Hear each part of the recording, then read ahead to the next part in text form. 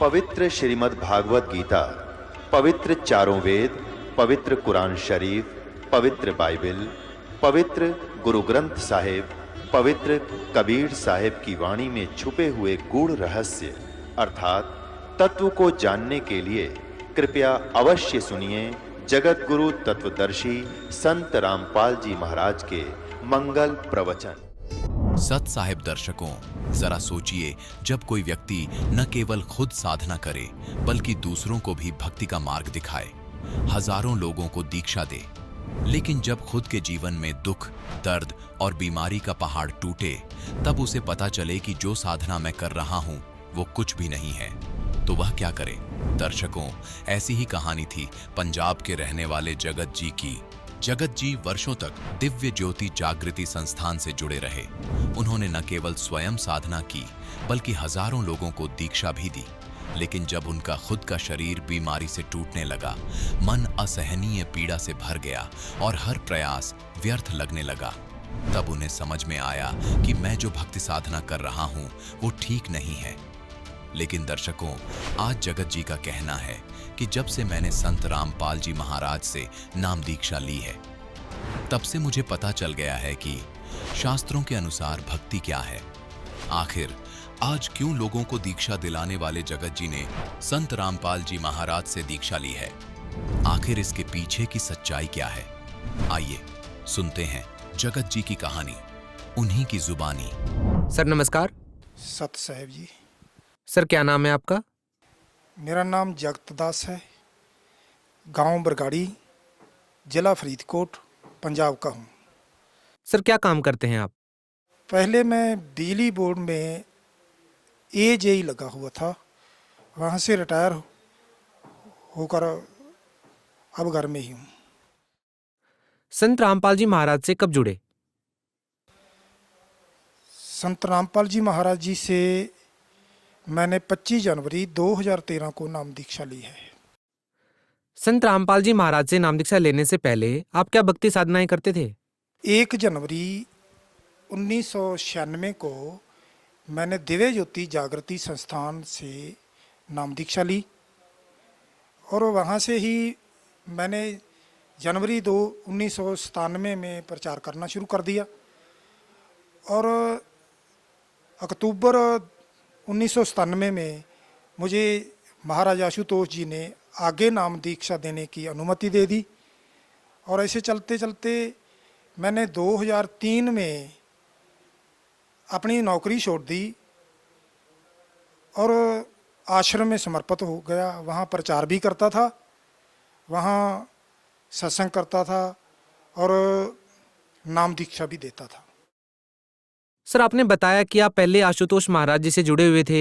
आशुतोष जी महाराज ने आपको नाम दीक्षा देने का आदेश दिया, यानी कहा जाए कि आप एक धर्मगुरु बने हुए थे और आपने लोगों को नाम दीक्षा देना भी शुरू किया हुआ था। सर आपने अपने जीवन काल में कितने लोगों को नाम दीक्षा दी और कितने सत्संग आपने किए? सत्संग तो मैंने इतने सालों में तकरीबन 2000 के करीब कर दी होगी और नाम दीक्षा भी बहुत लोगों को दी, जहाँ जहाँ जाते थे देते थे। सर आप खुद एक धर्मगुरु थे, खुद आप एक संत थे, खुद नाम दीक्षा देते थे, तो फिर संत रामपाल जी महाराज की शरण में आप क्यों आए और क्यों आपने संत रामपाल जी महाराज को अपना गुरु बनाया? नहीं, हम संत नहीं थे, हम तो उनके प्रीचर थे, उनकी अनुमति पर ही नाम दीक्षा देते थे। इस पीरियड में मैं बहुत ध्यान साधना करता था, जिसके ज़्यादा बैठने के कारण मेरे पेट के नीचे हिस्से में दर्द हो गया और उसके बारे में मैंने बहुत दवाई ली, एक्सरे कराए, स्कैनिंग कराई, बहुत डॉक्टरों के पास गया, आशुतोष जी से भी विनती की, मगर वो ठीक नहीं हुई। इस कारण मैं फिर सत्संग कम करने लगा और घर में चला गया, वहाँ इलाज भी कराता रहा। एक दिन क्या हुआ कि एक सिख आदमी आया, उसने मुझे रामपाल महाराज जी की एक बुक दी। उस बुक को पढ़ने के बाद मैं रामपाल महाराज जी के सतलोक आश्रम में गया और वहाँ से नाम दीक्षा ले ली। देखिए, आशुतोष महाराज ने आपको नाम दीक्षा देने की आज्ञा दी, आप खुद नाम दीक्षा देते थे, तो फिर आपको उन मंत्रों का लाभ क्यों नहीं मिला? क्यों आपको बीमारियों ने घेरा है? ये बात पहले तो हमें समझ में नहीं आई। जब हम किसी परिचर साथी से जहाँ महाराज जी से पूछते थे तो कहते थे ये आपके कर्म है, ये तो भोगने पड़ेंगे। और जब मुझे किताब मिली संत रामपाल जी महाराज की, उसको पढ़ा तो फिर मुझे पता चला कि हम तो जो भक्ति कर रहे हैं ये नीचे स्तर की भक्ति है। ब्रह्म तक की बात करते थे वो। हम ग्रंथ को भी पढ़ते थे तो उसमें पार ब्रह्म पूर्ण ब्रह्म की बात आती थी। उसके बारे में मुझे ज्ञान पहले नहीं था। जब मैंने ज्ञान गंगा पुस्तक पढ़ी तो उसमें पता चला कि ब्रह्म एक नहीं है, जो तीन रंजन ब्रह्म है, परब्रह्म है और एक पूर्ण ब्रह्म है। तब मेरे अंदर ऐसी जिज्ञासा उठी कि मुझे भी पूर्ण ब्रह्म का ज्ञान होना चाहिए। और जिस दिन मैं किताब पढ़ ली तो मैं सारी रात रोता रहा कि संसार के सुख भी छोड़ दिए, नौकरी छोड़ दी, और आगे मुझे पूर्ण ब्रह्म परमेश्वर का ज्ञान अभी तक मिला नहीं। पता नहीं मेरा जीवन ऐसे बर्बाद हो जाएगा। फिर मैं अगले ही दिन संत रामपाल जी महाराज जी के पास सतलोक आश्रम में पहुंचा। वहां जाकर नाम दीक्षा ली। सर, लाखों लोग दिव्य ज्योति संस्थान से जुड़े हैं, आशुतोष जी महाराज को फॉलो करते हैं। आपने खुद बताया कि आप भी आशुतोष जी महाराज को फॉलो करते थे, आप नाम दीक्षा देते थे खुद। आप उन लोगों को क्या कहना चाहेंगे जो लोग दिव्य ज्योति संस्थान से जुड़े हुए हैं और वो लोग ये सोच करके नाम दीक्षा लिए हुए हैं कि उनको मोक्ष का मार्ग मिल गया है? आप दिव्य ज्योति संस्थान में खुद एक गुरु के पद पर रहे हैं, आप उस भक्ति से सेटिस्फाई नहीं हैं क्योंकि आप तो खुद नाम दीक्षा देते थे उन लोगों को। सर, हमारा सवाल आपसे ये है कि आखिर वो लोग क्यों नहीं समझ रहे हैं, या फिर आपको कोई गलतफहमी हुई है? क्या कहना चाहेंगे? आज संसार में देखा जाए तो जो भी जहाँ भी जाता है उसको ही बड़ा मान रहा है, उसके आगे जानने की कोई कोशिश नहीं कर रहा है। उनको समझाएंगे, बताएंगे तो भी जल्दी से वो छोड़ने को तैयार नहीं है। मैं उन मेरे भाइयों को बेनती करूंगा कि वो संत रामपाल जी महाराज के सत्संग प्रवचन जो चैनल पर आते हैं वो सुने, निष्पक्ष होकर सुने, और उनके द्वारा रचित धार्मिक पुस्तक है ज्ञान गंगा, उनको पढ़ें। एक बार, दो बार, तीन बार पढ़ें और पढ़ने के बाद मेरी तरह निर्णय लें कि आपने ब्रह्म तक की भक्ति करनी है या पूर्ण ब्रह्म परमेश्वर के पास जाकर सदा के लिए मोक्ष कराना है। पढ़ने के बाद, ज्ञान को जानने के बाद संत रामपाल जी महाराज की शरण में आकर इस ज्ञान को प्राप्त करें। सर, बड़ी विचित्र बात है कि इतना बड़ा पंथ दिव्य ज्योति संस्थान वो लोगों को ऐसी भक्ति बता रहा है जो पूर्ण नहीं है, और एक तरफ संत रामपाल जी महाराज हैं जिन्होंने कुछ ही साल में सतलोक आश्रम में एक अद्भुत भक्ति साधना प्रदान करनी शुरू की है, लोगों को दुखों से निजात भी दिला रहे हैं। सर, लोग कैसे समझेंगे कि संत रामपाल जी महाराज पूर्ण संत हैं? क्योंकि संत रामपाल जी महाराज की वेशभूषा को देखकर तो बिल्कुल ऐसा नहीं लगता कि वो पूर्ण संत हैं। जैसे कि दिव्य ज्योति संस्थान में उनके जो परिचर हैं आशुतोष जी महाराज जी जो थे, उनकी जैसी वेशभूषा थी, उनको देखकर लगता था कि वो संत हैं। लेकिन संत रामपाल जी महाराज की भक्ति विधि आप लोग बता रहे हैं कि सही है, लेकिन उनको देखकर ये नहीं लगता कि वो एक संत हैं। क्या कहना चाहेंगे? वेशभूषा का होना एक संत को प्रमाणित करता है या नहीं? क्या पूर्ण संत को परिभाषित करने के लिए क्या विशेष वेशभूषा का होना जरूरी है? महापुरुष कहते हैं वेश पेश मत भूलिए, पूछ लीजिए ज्ञान। संत की पहचान वेश से नहीं होती, वेशभूषा तो कोई भी बना सकता है। संत की पहचान उसके ज्ञान से होती है। इसलिए जे संत रामपाल जी महाराज जी की पहचान करनी है तो उसकी पहचान ज्ञान से हो गई। जो उनका ज्ञान है वो उनके ज्ञान की जो विधि है, जो तरीका है, वो हमारे चारों वेदों के अनुसार है, श्रीमद् भगवत गीता के अनुसार है, बाकी धार्मिक ग्रंथों के अनुसार है। जो संत हमारे धर्म ग्रंथों में लिखी हुई विधि विधान के मुताबिक, विधान के अनुसार पूरा ज्ञान देता है, वह संत है।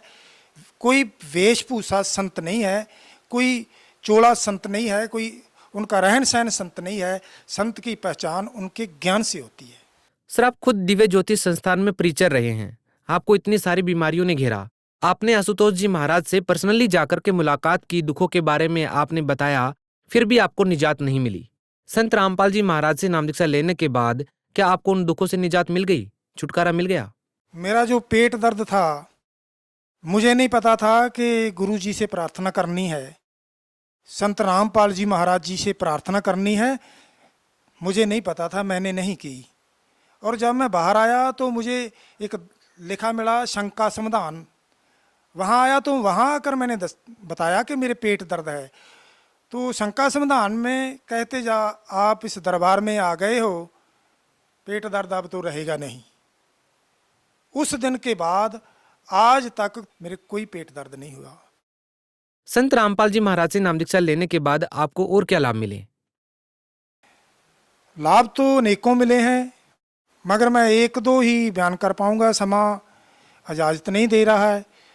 मेरी भक्तमती है, उसके गले में इतनी बड़ी गांठ थी। हमने डॉक्टरों को दिखाया, डॉक्टर बोलते हैं कि इसका ऑपरेशन होगा। वो कहती मैं ऑपरेशन तो कराऊंगी नहीं। फिर मैं गुरुजी संत रामपाल जी महाराज जी के पास गए, वहाँ प्रार्थना की, गुरुजी ये इतनी बड़ी गांठ है, डॉक्टर कहते हैं ऑपरेशन कराओ। तो संत रामपाल जी महाराज जी ने आशीर्वाद दिया कि बेटा कोई ऑपरेशन नहीं कराना है, ये ठीक हो जाएगी। वो 15 दिन के बाद ही ठीक हो गई। और उसके बाद मेरे काला मोतिया था, 2011 में हुआ था। डॉक्टर ने बता दिया था कि ये मौत तक दवाई लेनी पड़ेगी,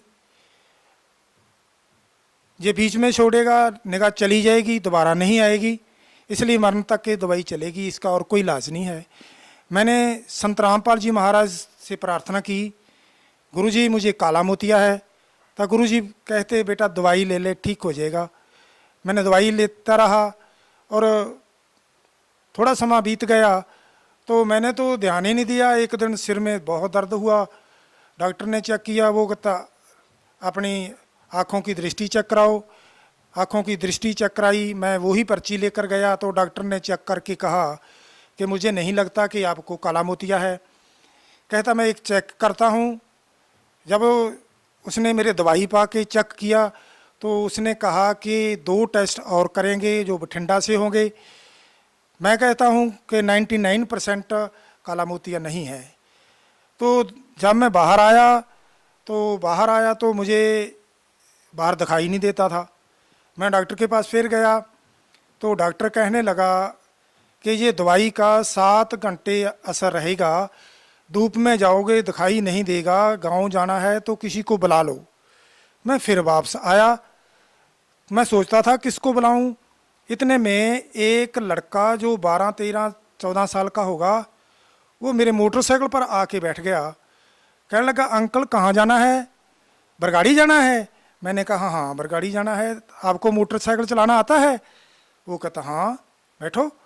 मैं उनके पीछे बैठ गया और एक 8-7 साल का लड़का मेरे पीछे और बैठ गया। मैंने आंखें बंद कर ली। बंद करने के बाद 10-12 किलोमीटर मेरा गांव है, वो मेरे घर के तकरीबन 200 मीटर पीछे, मेरा घर खेतों में है, 200 मीटर पीछे मोटरसाइकिल जब बंद हुआ तो मैंने आंखें खोली, देखा तो वहाँ कोई लड़का नहीं था। मैं तो हैरान हो गया कि कौन था जो मुझे छोड़ने आया और कहाँ चला गया। मैं घर गया तो बस रो ही सकता था। और मुझे कौन छोड़ने वाला था? संत रामपाल जी महाराज जी ने अपना वेश बदल के मुझे वहाँ छोड़ने आए। उनके क्या क्या मैं देन दे सकता हूँ? मैं तो कमीना हूँ, कुत्ता हूँ। इसके जो एहसान है उनका मैं कुछ दे नहीं सकता है। सर देखिए, बड़ी विचित्र बात यह भी है कि हमें खुशी भी हो रही है और इस बात को लेकर के हम हैरान भी हैं कि आप जैसे नेक इंसान भी हैं जो लाखों लोगों का प्रतिनिधित्व करते थे, आप सत्संग करते थे, नाम दीक्षा देते थे, उसके बाद भी आपने संत रामपाल जी महाराज के सत्संग सुनकर के उन्हें अपना गुरु बना लिया। संत रामपाल जी महाराज के सत्संग प्रवचनों से प्रभावित होकर के आपने विचार किया कि हम समाज को सही दिशा नहीं दे रहे हैं और आपने उस गलती को माना और संत रामपाल जी महाराज से नाम दीक्षा ले ली। सर, आप उन साधु संतों को, धर्म गुरुओं को क्या कहना चाहेंगे जो लाखों लोगों का मार्गदर्शन करने का दावा करते हैं और उन्हें गलत भक्ति साधना प्रदान करके उनका जीवन नष्ट कर रहे हैं?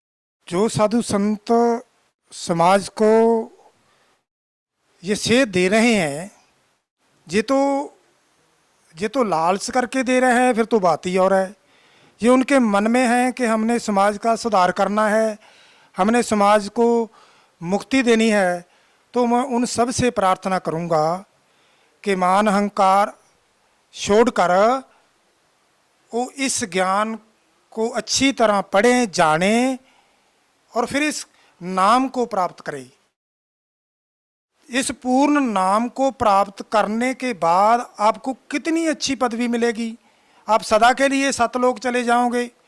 मगर ये इस झूठ के सहारे रहेंगे। कुछ दिन की मान वडाई है, इस मान वडाई के कारण हमारा जीवन नरक बन जाएगा। इसलिए ये मान वडाई को छोड़कर इस पूर्ण ज्ञान को प्राप्त करें। इसमें कोई बड़े छोटे की बात नहीं होती। जो वस्तु की हमें जरूरत है, महापुरुष कहते प्राणी तू आया लाहा लैन, ਲੱਗਾ ਕਿਤ ਕਫਕੜੇ ਸਭ ਮੁਕਦੀ ਚੱਲੀ ਰਹਿਣ। ਇਸ ਸੰਸਾਰ ਦੇ ਅੰਦਰ ਸਾਡੀ ਇੱਕ ਰਾਤ ਦੀ ਤਰ੍ਹਾਂ ਰਾਤ ਖਤਮ ਹੋਣ ਵਾਲੀ ਹੈ।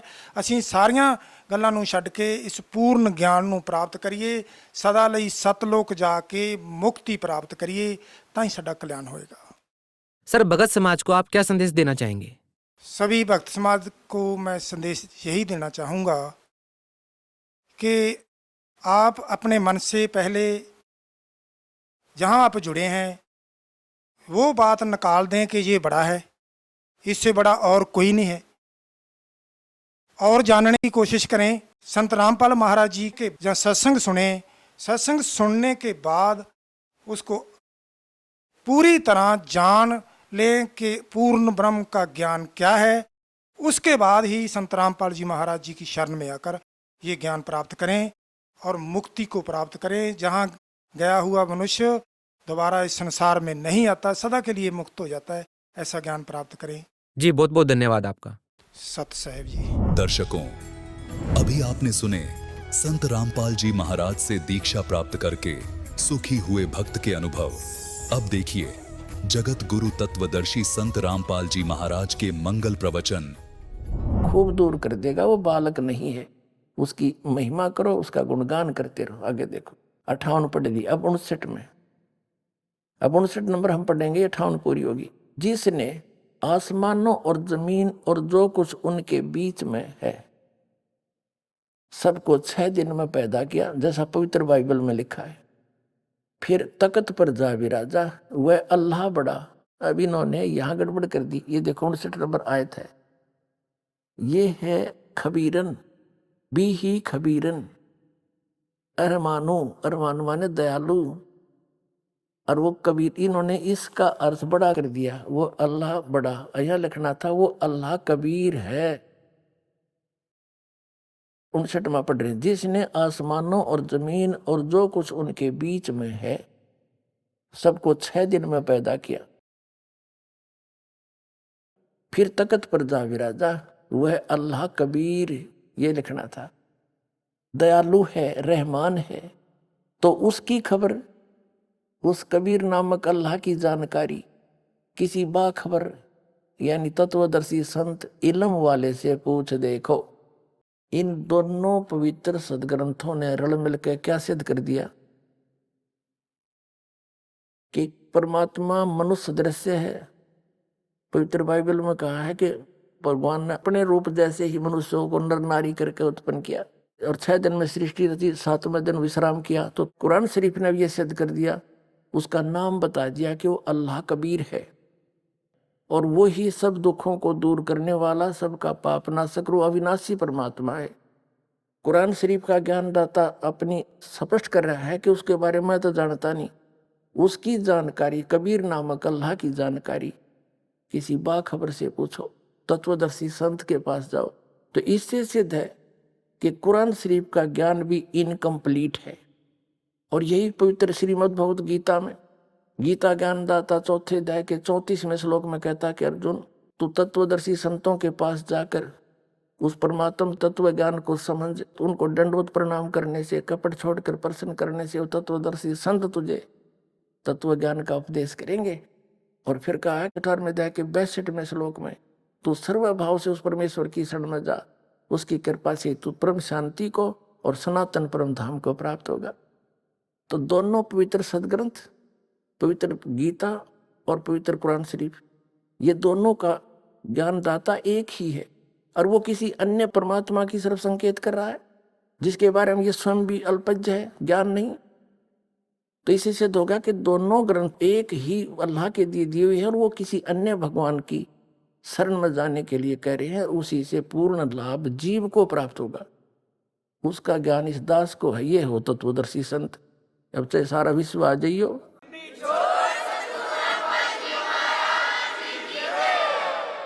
अब क्या है, जैसे पवित्र बाइबल में ये स्पष्ट हो गया कि परमात्मा ने किसी भी प्राणी को मांस खाने का आदेश नहीं दे रखा। पवित्र बाइबल में आगे कहीं मांस खाने का यदि कोई प्रावधान है तो उस अल्लाह का नहीं है, वो किसी अन्य इस काल का आदेश हो सकता है, इसके फरिश्तों का हो सकता है, लेकिन वो हमें मान्य नहीं।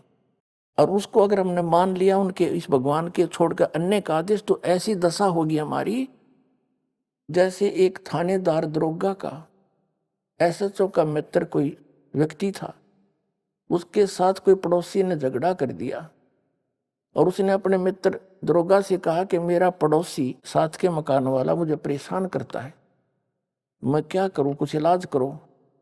एसएचओ ने कहा कि तू मार उसका लठ, माप देख लूंगा। एसएचओ अधिकारी के कहने से उसके साथी ने पड़ोसी के साथ झगड़ा ठान लिया और उसका लठ मारा, सिर में लागते मर गया। अब वही एसएचओ वहां का प्रभारी था, उसको पकड़ के लाया अपने मित्र को और उसको सजाए मौत होगी। क्यों? क्योंकि राजा का विधान है कि जो किसी की मृत्यु करेगा, हत्या करेगा, उसको फांसी की सजा होगी, मौत की सजा, मौत होगी। तो उस व्यक्ति ने एक अधिकारी के कहने से राजा का संविधान तोड़ दिया, उल्लंघन कर दिया, जिसके कारण उसने सजाए मौत प्राप्त की, दंडित हुआ। तो इसी प्रकार यदि हम उस अल्लाह की जो पूर्ण परमात्मा जिसने सारी सृष्टि रची और 6 दिन में सृष्टि रच कर सतलोक में जा बैठा, तख्त पर विराजमान हुआ, उसने जो आदेश दिया है उसका उल्लंघन हम किसी अन्य फरिश्ते या किसी देव के कहने से, पितर के कहने से, और हम उसका विधान तोड़ देंगे, मांस खा लेंगे, तो हम दंडित होंगे। तो इसी गलती हम नहीं करेंगे। इति सिद्धम। अब इसमें क्या बताया है? अब यहां तक तो परमात्मा 6 दिन में सृष्टि रचकर 7 दिन में तख्त पर जा बैठा है, इन दोनों पवित्र सदग्रंथों के आधार से। अब क्या है कि ज्ञान वही है लेकिन हम समझ नहीं पाए। अब इसमें आगे क्या लिखा है कि फिर इस काल ने बागडोर संभाल ली, एक आदम नाम का व्यक्ति उत्पन्न किया, फिर उसकी पत्नी हव्वा बनाई, उन दोनों को एक वाटिका में छोड़ दिया और उनको हिदायत दे दी कि इस वाटिका के बीचों बीच जो फल लगे हैं पेड़ों के, इनको ना खाना, नहीं तो मर जाओगे। तो वो वहां रहने लगे। कहते भगवान ने ये अन्य जीव जंतु भी उत्पन्न कर दिए इस काल ने, फिर जैसे भी। तो उनमें कहते सर्प बड़ा धूर्त था, उसने उन आदम और हव्वा से कहा कि तुम ये बीच वाले पेड़ों के फल क्यों नहीं खा रहे हो। और वो नंगे फिरे थे, उनको कोई अपने तन की सोधी नहीं थी, उनको इतना अचेत सा बना रखा था। तो उन्होंने सर्प से कहा कि हमारे को भगवान ने मना किया है कि इसको खाओगे तो मर जाओगे। सर्प बोला ऐसा नहीं है, अल्लाह तुम्हें झूठ बहका रहा है, इसके खाने से तुम्हें भले बुरे का ज्ञान हो जाएगा, इसलिए मना कर दिया, कहीं तुम इसको खाकर और अल्लाह के जैसा ज्ञान ना हो जाए तुम्हें, वो तुम्हें मूर्ख बना कर रखना चाहता है।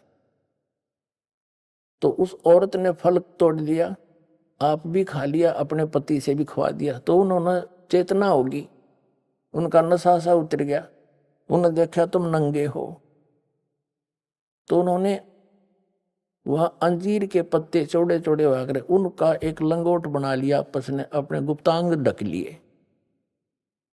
कहते शाम के समय भगवान, पवित्र बाइबल का बता रहा हूँ, ड्यूटो कॉपी आपको एक सिंपल लैंग्वेज में। शाम के समय भगवान वाटिका में टहलने के लिए आया और वो दोनों आवाज सुनकर छुप गए। भगवान ने आवाज लगाई कि आदम हवा तुम कहाँ हो। उन्होंने कहा कि हम नंगे हैं, आपको देखकर हमें शर्म आ रही है, हम छुप गए हैं। तो भगवान आया उनके पास और उनसे कहा कि क्या तुमने ये बीच वाले पेड़ के फल खा लिए? कहा। किसने बताया? कि सर्प ने बता दिया। भगवान घना नाराज होया और फिर भगवान ने उनके कपड़े बनवाए, अंगरखे चमड़े के सारे कपड़े कुपड़े बनवाए, और ने सोचा मन में कि ये मनुष्य इस बीच वाले भले बुरे का ज्ञान कराने वाले फल को खाके हम में से एक के बराबर हो गया। इससे सिद्ध हो गया कि ये जिनको ये पवित्र ईसाई धर्म के व्यक्ति भगवान मानते हैं वो एक से अधिक हैं। वो ये तीनों देवता हैं, ब्रह्मा विष्णु महेश। ये समझ नहीं पा रहे, ये दिखाता हूं आपको, प्रमाणित करता हूं। ये देखिएगा, ये काल के पुत्र हैं। ये पवित्र बाइबल हम आपको पढ़ा रहे हैं। कुरान शरीफ हमने रख दी, अब हम ये पढ़ रहे हैं पवित्र बाइबल। ये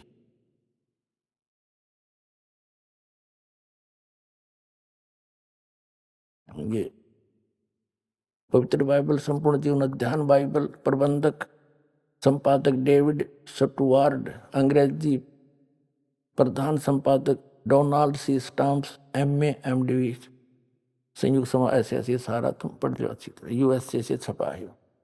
इसके हम यहाँ तक पढ़ लिया हमने उत्पत्ति का, हमने उत्पत्ति के यहाँ तक पढ़ लिया। फिर सांझ हुई, फिर भोर हुआ, इस प्रकार 6वां दिन हो गया। फिर 7वें दिन परमेश्वर ने जो काम करता था उससे 7वें दिन विश्राम किया, और अपने किए हुए काम से उसने 7वें दिन विश्राम किया। यानी 7वें दिन आपने ये भी पढ़ लिया पवित्र कुरान शरीफ में, तख्त पर जा बैठा। ठीक है। इसके बाद ये देखो, अब हम 8 पृष्ठ पर आगे उत्पत्ति ग्रंथ के। इसमें 7 नंबर, योहा परमेश्वर ने पूर्व की ओर अदन में एक वाटिका लगाई और वह आदम को जिसे उसने रचाता रख दिया। और योहा परमेश्वर ने भूमि के सब भांति के वृक्ष जो देखने में मनोहर और उनके फल खाने में अच्छे हैं उगाए, और वाटिका के बीच में जीवन के वृक्ष को और भले बुरे के ज्ञान के वृक्ष को लगाया। ठीक। तब योहा परमेश्वर ने आदम को लेकर अदन की वाटिका में रखा, वह उसमें काम करे और उसकी रक्षा करे। ठीक है। योहा परमेश्वर ने आदम को आज्ञा दी कि तू वाटिका के सब वृक्षों का फल बिना खटके खा सकता है, भले बुरे के ज्ञान का जो वृक्ष है इसका फल तू कभी नहीं खाना, क्योंकि जिस दिन तू ये फल खाएगा उसी दिन अवश्य मर जाएगा। अब ये 8 पृष्ठ पढ़ रहे हैं हम, 18 नंबर। आदम का अकेला रहना अच्छा नहीं है, मैं इसलिए इसका एक सहायक बनाऊंगा। तब योहा परमेश्वर ने आदम को भरी नींद में डाल दिया, अचेत कर दिया, उसकी हड्डियों को में से वो अगवा बना दी। योहा परमेश्वर ने पसली जो उसने आदम में से निकाली थी स्त्री बना दिया और उसी को आदम के पास ले गया। आदम ने कहा, ये मेरी हड्डियों में की हड्डी है और मेरे मांस का मांस है, इसलिए इस का नाम नारी होगा, क्योंकि यह नर में से निकल गई है। आदम और उसकी पत्नी दोनों नंगे थे पर लजाते नहीं थे, क्योंकि उनमें ज्ञान नहीं था। अब 9 पृष्ठ पर देखो, अब हम यहाँ आगे, मनुष्य का पतन। योहा परमेश्वर ने जितने बनैले पशु बनाए थे उनमें से सर्प धूर्त था। उसने स्त्री से कहा, हव्वा से कहा, क्या सच है कि परमेश्वर ने कहा है तुम इस वाटिका के किसी वृक्ष का फल ना खाना? स्त्री ने सर्प से कहा कि इस वाटिका के वृक्ष के फल हम खा सकते हैं, पर जो वृक्ष वाटिका के बीच में है इसके फल के विषय में परमेश्वर ने कहा है, न तो तुम इसको खाना और न इसको छूना, नहीं तो मर जाओगे। सर्प ने स्त्री से कहा, तुम निश्चय नहीं मरोगे, झूठ नहीं मरोगे, तुम खाओ इसको। वरन परमेश्वर आप जानता है कि जिस दिन तुम उसका फल खाओगे उसी दिन तुम्हारी आंखें खुल जाएंगी और तुम भले बुरे का ज्ञान पाकर परमेश्वर के तुल्य हो जाओगे। अतः जब स्त्री ने देखा कि उस वृक्ष का फल खाने के लिए अच्छा है, देखने में मन भावु है, बुद्धि देने के लिए चाहने योग्य भी है तब उसने उसे तोड़कर खाया और अपने पति को भी उसने खिलाया। तब उन दोनों की आंखें खुल गई। उनको मालूम हुआ कि वे नंगे हैं, इसलिए उन्होंने अंजीर के पत्ते तोड़कर लंगोट बना लिए। ये यूहा परमेश्वर जो दिन के ठंडे समय वाटिका में फिरता था बता, निराकार फिर फरेगा क्यों करे वाटिका में, फॉर्मलेस बतावे। अरे परमात्मा कहते मोती मुक्ता दर्शत नाही, यो जग है सब अंदरे, दिखत के तो नैन चश्मे इनका फिरा मोतिया बंदरे। यूहा परमेश्वर जो दिन के ठंडे समय वाटिका में फिरता था का शब्द उनको सुनाई दिया। तब आदम और उसकी पत्नी वाटिका के वृक्षों के बीच में यूहा परमेश्वर से छिप गए। तब यूहा परमेश्वर ने पुकार कर आदम से पूछा, तू कहाँ है? उसने कहा, मैं तेरा शब्द बारी में सुनकर डर गया, क्योंकि मैं नंगा था इसलिए छिप गया। उसने कहा, किसने तुम्हें बताया तू नंगा है?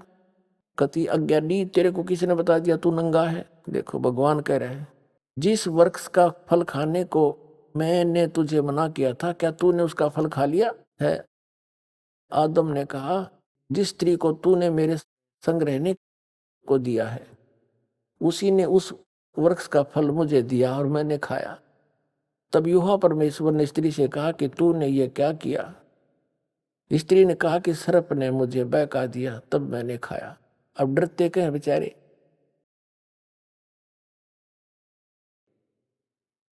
अब हम आगे 10 पृष्ठ पे 9 पढ़ लिया। अब देखिए, आदम ने अपनी पत्नी का नाम हव्वा रखा, क्योंकि उसने जितने मनुष्य जीवित हैं उन सभी की आदि माता हुई। अब यूहा परमेश्वर ने आदम और उसकी पत्नी के लिए चमड़े के अंगरखे बनवाकर उनको पहना दिए। अब बता, वो निराकार क्यों कर गेल गेल लांडेगा, कैसे घूमेगा? उसके कपड़े ले बनवा के और पराई उनता ही। देखो, फिर यूहा परमेश्वर ने कहा, मनुष्य भले बुरे का ज्ञान पाकर, देखो कमाल की बात है, हम में से एक के समान हो गया।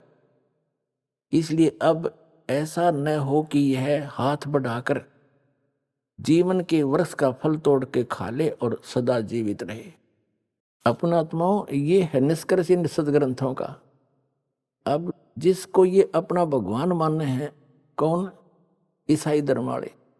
और जिसने आदम के साथ ये वार्ता करी, वो नो कह रहा है कि ये इन जो भले बुरे के ज्ञान वाला फल खा लिया और ये भी इसने ज्ञान हो गया, कहीं ऐसा ना हो इसको खाकर ये हम में से एक के बराबर हो गया। इसका मतलब है ईसाई धर्म के भगवान भी एक से अधिक है। अंडरस्टूड? फिर देख लो, उत्पत्ति ग्रंथ है, इसके 10 नंबर पृष्ठ पर ये 3 का 22 है। फिर यूहा ने कहा, मनुष्य भले बुरे का ज्ञान पाकर हम में से एक के समान हो गया है। ठीक है, इसी से हो गया कि एक से अधिक हुए इनके भगवान। अब देखिएगा, ये उत्पत्ति ग्रंथ है, प्रश्न नंबर हम 23 पा गए और इसकी 17वीं आयत का। अब अब्राहम 99 वर्ष का हो गया। तब यूहा ने उसको दर्शन देकर कहा, मैं सर्वशक्तिवान ईश्वर हूं, मेरी उपस्थिति में चल और सिद्ध होता जा। अब ठीक हो गया, सामने दिख है, अब सामने आ गया और दर्शन दिए और फिर नो के गो दीज फॉर्मलेस तरह के। जो आगे दिखाता हूं आपको, ये देखिएगा 24 पृष्ठ पे यही उत्पत्ति ग्रंथ है, ये जेनेसिस बोल रहे हैं इसको। इसकी 3 अतिथि 18। अब्राहम ममरे के बांज वृक्ष के बीच कड़ी धूप के समय तंबू के द्वार पर बैठा हुआ था। तब यूहा ने उसे दर्शन दिए, भगवान ने, ये यूहा कहें परमात्मा ने। उसने आंख उठाकर दृष्टि की तो क्या देखा कि 3 पुरुष उसके सामने खड़े। ये तीनों ब्रह्मा विष्णु महेश अन्य रूप धार के वहां खड़े हो गया के। देखो, जब उसने उन्हें देखा तब उनसे भेंट करने के लिए तंबू के द्वार से दौड़ा और भूमि पर गिरकर दंडवत की और कहने लगा, हे प्रभु, यदि मुझ पर तेरी अनुग्रह की दृष्टि है तो मैं विनती करता हूँ कि अपने दास के पास से चले ना जाना। मैं थोड़ा सा जल लाता हूँ और आप अपने हाथ पांव धोकर इस वृक्ष के नीचे विश्राम करें, और मैं एक टुकड़ा रोटी ले आऊं और उससे आप अपने अपने जीव को तृप्त करें। तब उसके पश्चात आगे बढ़ें, क्योंकि आप अपने दास के पास इसलिए पधारे। उन्होंने कहा, तू जैसा कहता है वैसा ही कर। ठीक है। अब ये 3 हो गए और साकार हो गए। और फिर आगे कहता, देखो प्रश्न नंबर 25 पर, सांझ को वे 2 दूत सोदाम के पास आए। उनमें से एक तो टल गया, 2 वो चले गए सोदाम के पास, और लूत सदोम के फाटक के पास बैठा था। उनको देखकर वो उनसे भेंट करने के लिए उठा और मुंह के बल झुककर दंडवत कर रहा, हे मेरे प्रभु, अपने दास के घर में पधारिए और रात भर विश्राम कीजिए। बिना खमीर की रोटियां बनाकर उनको खिलाई। अपने आत्माओं, ये है सच्चाई। और ये तत्वदर्शी संत के बिना, कहते हैं, गुरु बिन काहू न पाया ज्ञाना, जो थोथा भूस छड़े मूड किसाना। गुरु बिन वेद पढ़े जो प्राणी, समझे न सार रहे अज्ञानी। अब आपने पवित्र कबीर सागर देख लिया, पवित्र बाइबल, पवित्र कुरान शरीफ स्पष्ट कर रहे हैं, परमात्मा सह शरीर है, नर आकार है, और उसका नाम कबीर है। अब पवित्र वेदों में और आपको प्रमाणित करते हैं। इन वेदों के विद्वान माने जाने वाले जितने भी ऋषि महर्षि हुए हैं, आचार्य शंकराचार्य हुए हैं, या ये जितने कबीरपंथी नकली, ये सभी नो के परमात्मा निराकार और वेदों को सतमानीय, वेदों को आधार मान के ज्ञान देते और भगवान को निराकार बताते।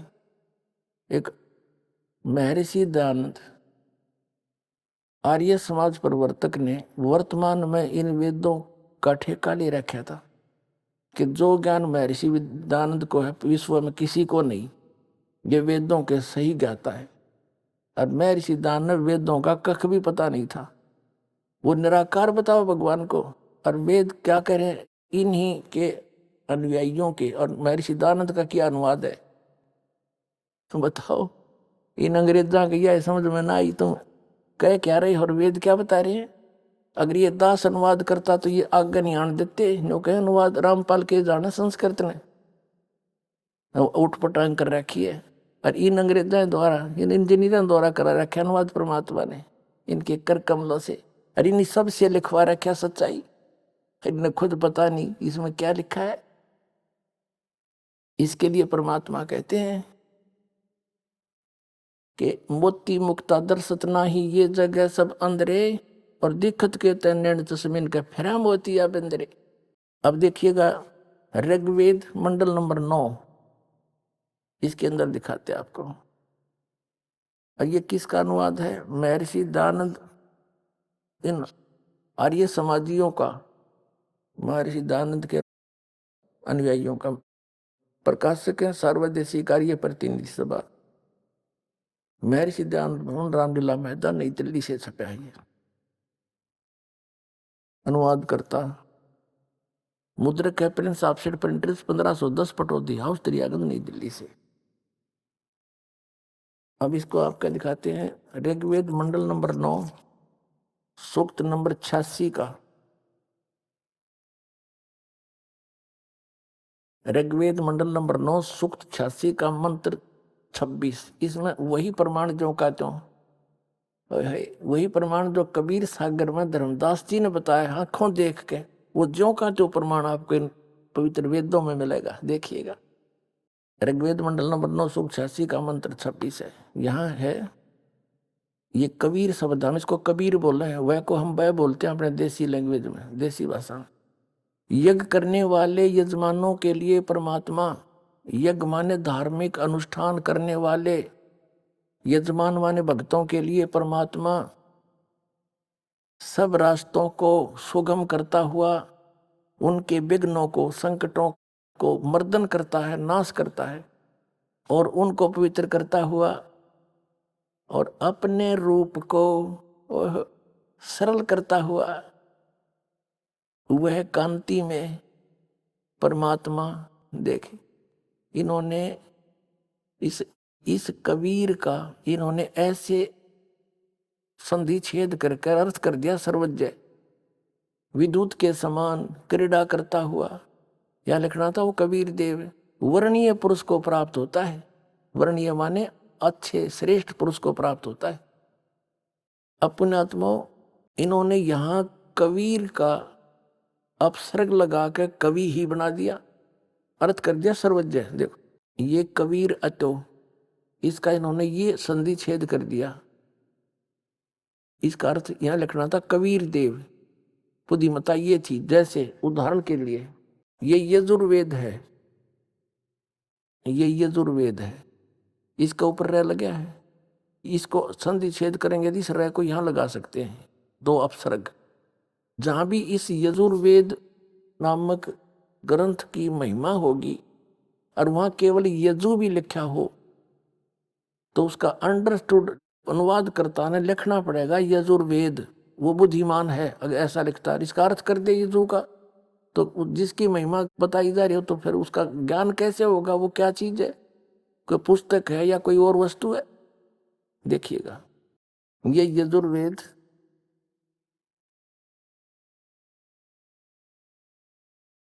ये प्रकाशक हैं सार्वदेशिक कार्य प्रतिनिधि सभा 2/5 महर्षि सिद्धांत भवन रामलीला मैदान नई दिल्ली से। इसके अनुवाद करता महर्षि दानंद सरस्वती आर्य समाज प्रवर्तक। मुद्रक के Prince offset printers 1510 Pataudi house Daryaganj नई दिल्ली से। इसके 36वें अध्याय में एक यजु शब्द है, यजुर्वेद की महिमा है। यो है 63वां अध्याय 36वां अध्याय। इसका प्रथम ही मंत्र है। इसमें लिखा रेचम वाचम परपदे मनो यजु, यजुहु परपदे। यहां देखो इसका अनुवाद यहां किया महर्षि दानंद ने। यहां लिखा कि ये यजु का अर्थ इसने यजुर्वेद करना पड़ा, ओनली यजु लिखा मूल पाठ में, तो बिल्कुल ठीक किया। और यहां अगर कर देता इसका अर्थ तो कैसे पता लगता है महिमा यजुर्वेद की है किसी और की। तो ऐसे ही समझो पुण्यात्माओं, जहां पर परमात्मा की महिमा चल रही है, उसकी महिमा गाई जा रही है, और वहां ये कवि शब्द है तो कबीर देव लिखना पड़ेगा। और जहां पर कोई कविता के बारे में है तो वो अंडरस्टूड है काव्यकार, उसका अलग अर्थ किया जा सकता। सर्वज्ञ तो हो ही नहीं सकता, कवि कोई सर्वज्ञ हुआ आज तक, इन मारा के सट्टे। अब आपको दिखाते हैं हम फिर ये ऋग्वेद पर आगे यजुर्वेद रख दिया। अब हम यहां आगे ऋग्वेद मंडल नंबर 9 सूक्त 86 का ये मंत्र 26 है। हम फिर पढ़ने इसका। कहते हैं यज्ञ करने वाले यजमानों, यानी साधना करने वाले साधकों, भक्ति करने वाले भक्तों के लिए परमात्मा सब रास्तों को सुगम करता हुआ उनके विघ्नों को, संकटों को मर्दन करता है और उनको पवित्र करता हुआ और अपने रूप को सरल करता हुआ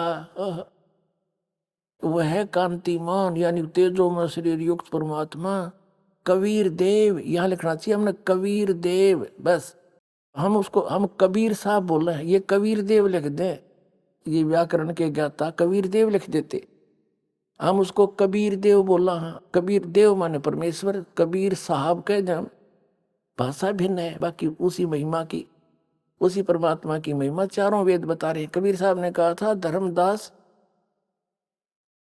ये चारों वेद मेरी ही महिमा का गुणगान करते हैं। वेद मेरा भेद है, मैं ना मिलूं वेदन के माही, और जौन वेद से मैं मिलूं ये वेद जानते नहीं। ये चारों वेद मेरी ही महिमा बता रहे हैं, लेकिन इन वेदों में वर्णित विधि से मेरी प्राप्ति नहीं, क्योंकि यजुर्वेद अध्याय नंबर 40 के मंत्र नंबर 10 से लेकर 13 तक स्पष्ट कर दिया है कि उस परमात्मा की सही जानकारी तो तत्वदर्शी संत बताओगे, उन तो पूछ ले। ये वेद ज्ञान दाता भी वही है जो गीता ज्ञान दाता है, और वही कुरान शरीफ ज्ञान दाता है। तो ये कहता है कि उनसे पूछो। तो यहाँ पर जो परमात्मा कहते हैं कि जो वेदों में ज्ञान है वो तो मेरे बारे में है, लेकिन मेरे पाने की विधि को ना, क्योंकि ये वेदों में केवल एक ओम मंत्र है। यजुर्वेद अध्याय नंबर 40 के और मंत्र नंबर 15 में कहा कि ओम कर्तु समर कल्वे समर कर्तुम समर, मुझ ब्रह्म का ओम नाम है। 40 में जाके फिर 17वें श्लोक में कहा कि वो परमात्मा तो प्रोक्ष है, गुप्त है, और मुझ ब्रह्म का ओम नाम है। तो वेदों से इन ऋषियों ने ज्ञान तत्वानी तत्वदर्शी संत मिला नहीं, ओम नाम को पूर्ण परमात्मा का मान कर रगड़ा लाना शुरू कर दिया। ये तो काल का जाप है ब्रह्म का, इससे जन्म मरण छूटे नहीं। तो वो परमात्मा नहीं मिल सकता इन वेदों में वर्णित विधि से। तो कबीर साहब कहते हैं कि वेद मेरा भेद है, मैं ना मिलूं वेदन के माही, अर्जुन वेद से मैं मिलूं। ये वेद जानते नहीं, वो कौन सा वेद है?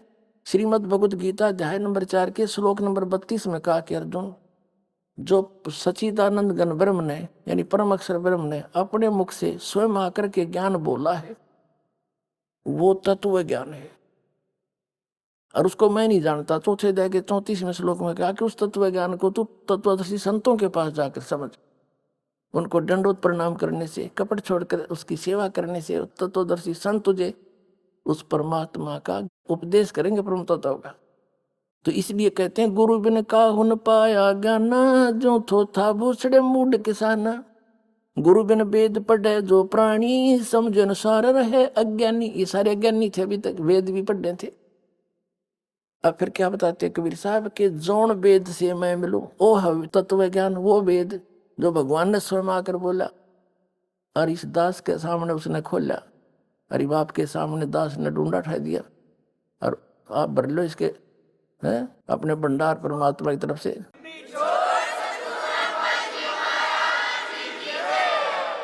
तो यहाँ कहते हैं कबीर साहब कहते हैं वेद मेरा भेद है। तो ये प्रकट हो रहा है कि कबीर है वो परमात्मा जो अपने रूप को सरल करके हल्का तेज पुंज का बना के, जैसे आप जी ने कबीर सागर में देखा, धर्मदास जी ने जब नीचे से कबीर साहब आए हुए थे जिंदा महात्मा के रूप में, एक सिंपल मैन जैसा बॉडी। अभी आपने सुने संत रामपाल जी महाराज के मंगल प्रवचन। आइए अब सुनते हैं संत रामपाल जी महाराज से नाम दीक्षा लेकर सतभक्ति करके अद्भुत लाभ प्राप्त करने वाले अनुयायी के विचार।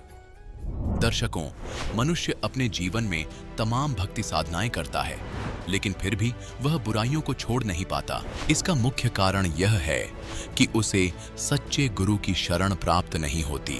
दर्शकों, ऐसी ही कहानी थी अलवर राजस्थान के रहने वाले राम अवतार मीणा जी की। राम अवतार जी अनेकों परेशानियों से जूझ रहे थे। इन्हें नशे की लत थी, जिससे ये शारीरिक रूप से भी बीमार रहते थे और मानसिक रूप से भी पीड़ित रहते थे। राम अवतार जी की पत्नी को गंभीर नेत्र रोग था और प्रेत बाधा भी थी।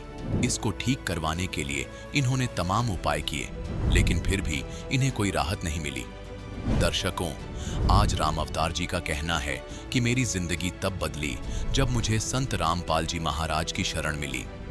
दर्शकों, आखिर राम अवतार जी ऐसा क्यों कह रहे हैं?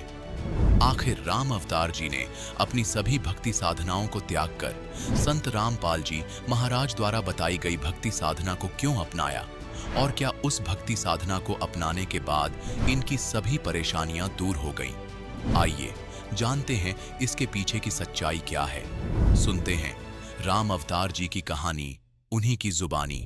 सर नमस्कार। राम राम जी। क्या नाम है जी आपका? राम अवतार मीणा। राम अवतार जी कहाँ से आए आप?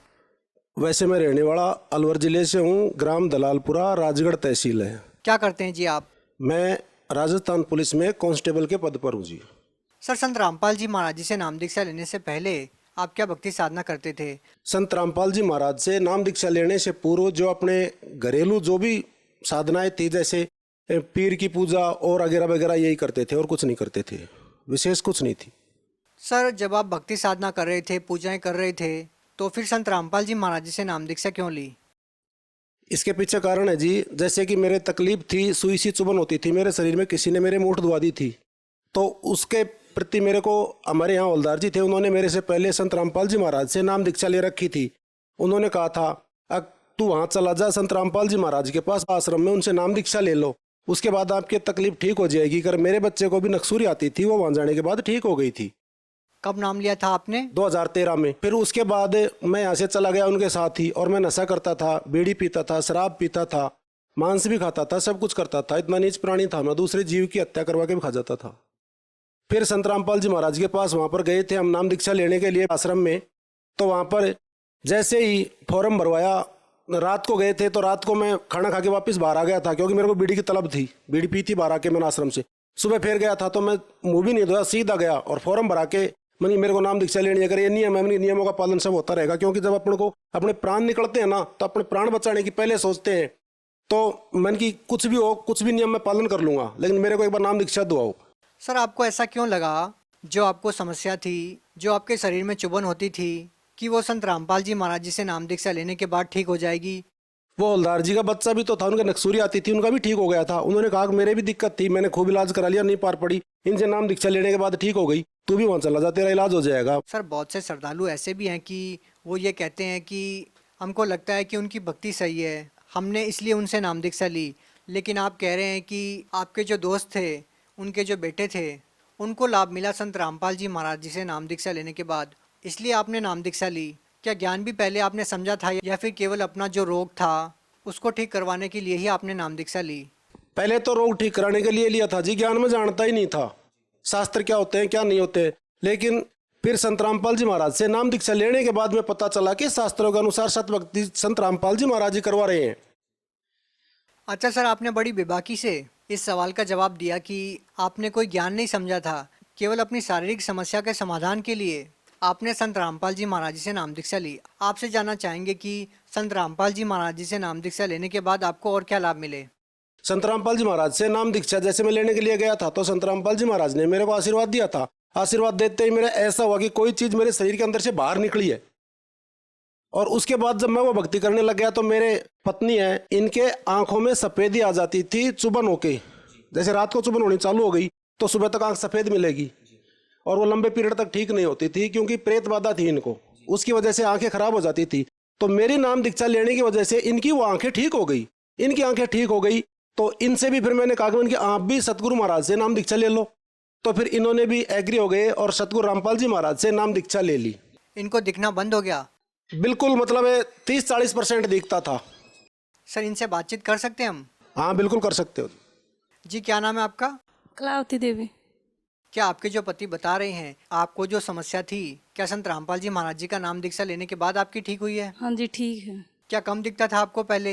हाँ, जब मैं कम देखता था, मैं ये शाम के टाइम होता था, मुझे कुछ नहीं दिखाई देता, दिन में तो मैंने दिखाई देता है, यहाँ आँखों में और पानी आता, चिपका मारता, मैं सारे दिन रात रोती थी। अब आप बिल्कुल सही हैं? हाँ मैं बिल्कुल ठीक हूँ जी। संत रामपाल जी महाराज जी से नाम दीक्षा लेने के बाद आपको और क्या लाभ मिले? और तो जी जैसे अब सुधर गए हम। एक तो नशा करते थे सारी, वो तो बता दिया आपको पहले, सब कुछ छूट चुकी है। और अब हम सतभक्ति करते हैं।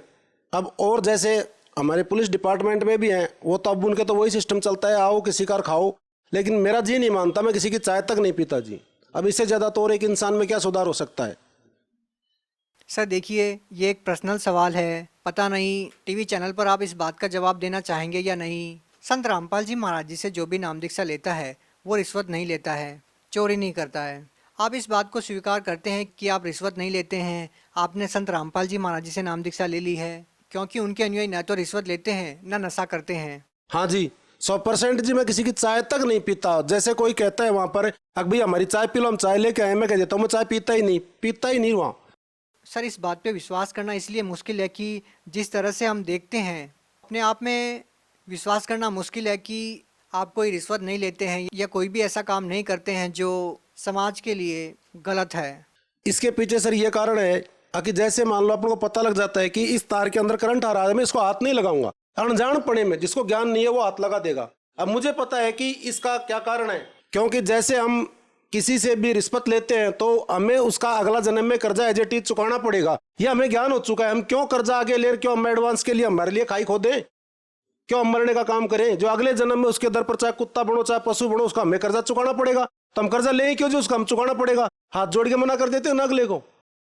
सर ये अपने आप में एक बहुत बड़ी बात है कि एक संत के विचारों से प्रभावित होकर के आप कोई रिश्वत नहीं लेते हैं, कोई चोरी नहीं करते हैं, किसी प्रकार का आप नशा नहीं करते हैं। ये अपने आप में एक बहुत बड़ी बात है। क्या कहना चाहेंगे? सर ये ज्ञान ही ऐसा है, जिसको ज्ञान समझ में आ गया कि ओरिजिनलिटी में ज्ञान क्या है, हमें क्या भक्ति करनी चाहिए, मनुष्य जन्म हमें किस कारण से मिला हुआ है। परिवार तो हमें 84 की योनियों में भी मिल जाता है, समाज भी मिलता है वहां पर भी, लेकिन जो मनुष्य जन्म हमें मिला है वो सतगुरु रामपाल जी महाराज ने जो नाम दीक्षा दिया है, पूर्ण परमात्मा की भक्ति करके यहाँ से मोक्ष कराने के लिए, वो सत भक्ति इन्होंने दी है। और इस ज्ञान को जो समझ जाएगा वो अपने आप, मैं गारंटी से आपको दे देता हूँ लिख करके, कि वो नशा नहीं करेगा और ना कोई भ्रष्टाचार करेगा, कुछ नहीं करेगा। वो आदमी अपराध करने का उसका जी नहीं करेगा। सर अगर पुलिस विभाग में आप जैसे लोग हो जाएं और रिश्वत को इतनी घृणा से देखने लग जाएं, तो समाज की जो आदि समस्याएं हैं वो ऐसे ही खत्म हो जाएगी? आदि नहीं जी, 80% समस्या समाधान हो जाएगा। एक तो अगले का काम करते हैं अपने, तो साफ नियत से करेंगे। ये अगर हम नहीं करेंगे तो हमें इसका आगे सजा मिलेगी। यहाँ तो हम बच जाएंगे, लेकिन परमात्मा के दरबार में जरूर मिलेगी। तो वो कर ही नहीं सकता। जिसको पता लग गया कि ये करने से हमारा ये नुकसान होगा, वो आदमी कभी अपना नुकसान नहीं कर सकता। समझदार आदमी होगा वो तो। और मूर्ख का कोई इलाज भी नहीं है जी। सर और क्या लाभ मिले हैं संत रामपाल जी महाराज जी से नाम दीक्षा लेने के बाद? अभी आपको मेरी पत्नी को दिखाया था, एक बार उनको जैसे जुकाम हो गया था, जुकाम की दवा दवाई थी, दवा इनको रिएक्शन कर गई थी। दवा रिएक्शन करने पर इनके क्या है कि पूरे शरीर में सूजन आ गई थी, मोटापन, सूजन आ गई थी। सूजन के कारण से 3 दिन बाद में हमें पता चला था ओरिजिनलिटी में सूजन ज़्यादा आ गई थी तब, और दवा भी ख़त्म हो गई थी। उसके बाद में मन की कल तो हमारे कोई जाना था, ज़रूरी इमरजेंसी थी ड्यूटी, मैंने कल तो मेरे को वहाँ जाना है, परसों का दिन मैं तेरे को ज़रूर दिखा के ले आऊँगा। लेकिन जब मन की संत रामपाल जी महाराज है, इनके जब और भक्ति कर रहे हैं, उन भक्तों के कुछ नहीं होने देते, तो ये मन की परमात्मा आपका भी कुछ नहीं होने देंगे, इन पर विश्वास रखो। तो उसी दिन क्या हुआ, रात को संत रामपाल जी महाराज आए थे और भगतमती को यहाँ से सतलोक लेकर गए थे। वहाँ पर 2 नर्सें थी, तो उन 2 नर्सों को परमात्मा ने ऐसे कर दिया कि भैया आप इसको ले जाओ। और फिर परमात्मा खुद आए थे, इनसे पूछा कि आपको क्या तकलीफ है? कर मेरे यहाँ पर तकलीफ है। तो मेरी पत्नी ने बताया था उनको, वैसे ही जैसे परमात्मा ने हाथ लगाया यहाँ, तो इनको ऐसे महसूस हुआ अंदर जैसे किसी चीज़ को अपन कैंची से काटते हैं। और उसके बाद में परमात्मा पूछा सतगुरु रामपाल जी महाराज ने कि अब बेटा दर्द कैसा है? इन्होंने कहा ठीक है। तो उन्होंने ऐसे हाथ फेरा था, तो उनको ऐसे महसूस हुआ अंदर ही अंदर जैसे अपन पट्टा बांधते हैं किसी चीज़ को, ऐसे महसूस हुआ था। और फिर वहाँ से उठा के इनको बाहर ले आए थे। वहाँ एक लंबा चौड़ा तख्त था, उस पर संत रामपाल जी महाराज सफ़ेद धोती में और सफ़ेद कुर्ते में, और ऊपर वो जो इनोला वाला ये पार्टी वाले बांधते हैं ना, पगड़ी छोड़ते तुर्रा वाली वो, और पीछे भी छोड़ते हैं, वो पगड़ी बांधे हुए बैठे थे तख्त पर आराम से। और उन्होंने कहा कि बेटा अब तेरा दर्द कैसा है? करे अब गुरुजी मेरा दर्द ठीक है। फिर उन्होंने 2 तो उठाई थी रोटी, और 1 साबुत नींबू का अचार की वो उठाया था, और 1 मिर्च उठाई थी साबती, और 4 चीज़ इसको डाल के इसको दे दी। कहा कि बेटे इसको खा के देख ले एक बारी, तू तेरे दर्द होता है कि नहीं होता है। तो इसने वो खा लिया। उसके बाद इसने बताया परमात्मा मेरे दर्द नहीं है। तो इसने देखा था कि वहाँ पर एक साइड अपन जितनी भी नजर जाती है उतना ऊपर तक रोटियों का जैसे पहाड़ लगा हुआ हो, ऐसे रोटियां ही रोटियां हैं, उनका कोई अंत पाव ही नहीं है, कितनी रोटियां कितनी नहीं है। और जहाँ तक नजर जाए, जहाँ तक वो साबुत मिर्च का अचार ही अचार, एक साइड वो नींबू का अचार ही अचार, और वहाँ पर सब कुछ सफ़ेद है, स्वयं उसमें से प्रकाश निकल रहा है। ये मेरी पत्नी ने बताया था। इनको परमात्मा ऐसे लेके गए थे, वापिस इनको छोड़ा था। उसके बाद इनकी वो तकलीफ ठीक हो गई थी। सर भगत समाज को क्या संदेश देना चाहेंगे? संदेश देने की तो देखो जी औकात नहीं अपनी, तो अपन तो परमात्मा के एक बच्चे हैं। अपन हाथ जोड़कर अरदास कर सकते हैं कि अगर हम आज हमारे समाज को सुधारना चाहते हैं तो संत रामपाल जी महाराज का ज्ञान जरूरी है जी। इससे सभी सुधार होते हैं जो हमारे समाज को आज आवश्यकता है। और सतभक्ति भी इन्हीं से मिल सकती है, मोक्ष भी इन्हीं से प्राप्त हो सकता है जो नाम दीक्षा देते हैं। क्योंकि संत रामपाल जी महाराज के बारे में जो रामदेव जी रुणाचा वाले थे, उनकी 24 प्रमाण किताब में प्रमाण है कि वो संत जाट जाति में आएगा और भक्ति कैसे स्टार्ट कराएगा, उसका प्रमाण है उसमें एक एक चीज़ का। अब मैंने पढ़ लिया, अब मुझे भी ज्ञान हो गया है। और जन्म साखी में प्रमाण है, नानक जी पहले लिखवा कर गए थे कि वो संत जाट जाति में आएगा, आगे आने वाला टाइम में आएगा। जी धन्यवाद। राम राम जी।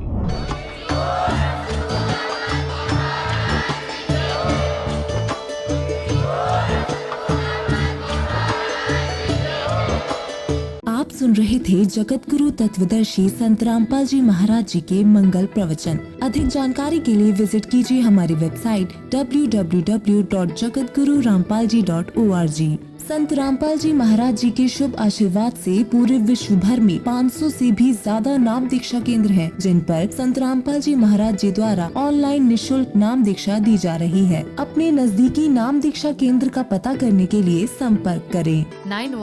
888-291-4911